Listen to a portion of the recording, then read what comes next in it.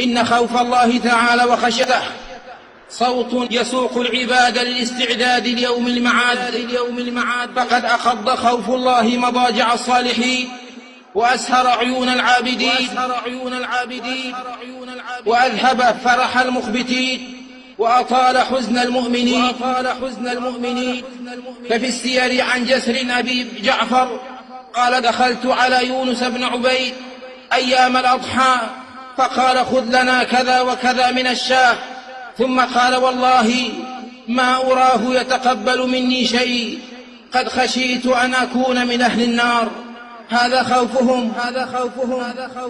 وقال المروذي رحمه الله: بال أبو عبد الله يعني الإمام أحمد في مرض الموت دما عبيطا، فأريته الطبيب فقال: هذا رجل قد فتت الغم أو الخوف جوفه.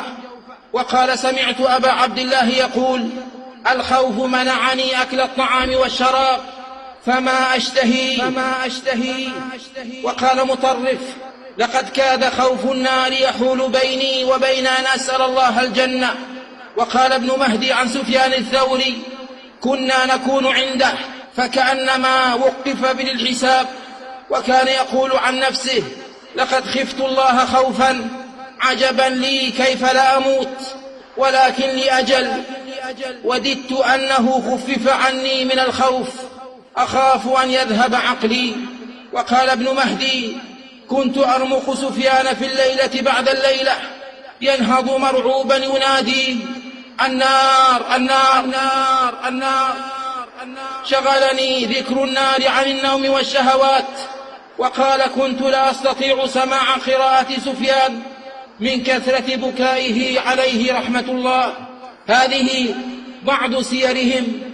كان هشام الدستوائي إذا فقد السراج في بيته يتململ على فراشه، فكانت امرأته تأتيه بالسراج فقالت له في ذلك، فقال: إني إذا فقدت السراج ذكرت ظلمة القبر. والخوف الحق أيها المسلمون يحمل على العمل الصالح. قال ابن القيم رحمه الله: والسائر على الطريق إذا خاف أسرع السير. ولذلك قال رسول الله صلى الله عليه وسلم: من خاف أدلج أي سار أول الليل، والمعنى بادر بالتوبة والأعمال الصالحة. ومن أدلج بلغ المنزل. ألا إن سلعة الله غالية، ألا إن سلعة الله الجنة.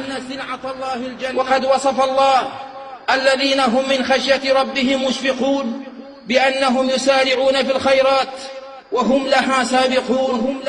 قال ابن القيم رحمه الله: ومن تأمل أحوال الصحابة رضي الله عنهم وجدهم في غاية العمل مع غاية الخوف، ونحن جمعنا بين التقصير بل التفريط والأمن. نعوذ بالله من الأمن من مكره.